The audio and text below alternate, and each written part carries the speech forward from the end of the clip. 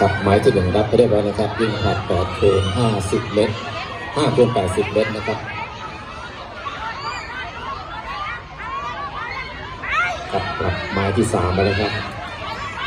เฮ้ยตาเต่าชิวตาเต่าชิว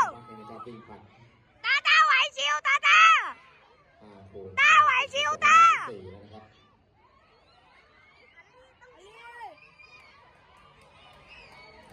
จะส่งให้ไม้ที่1นะครับ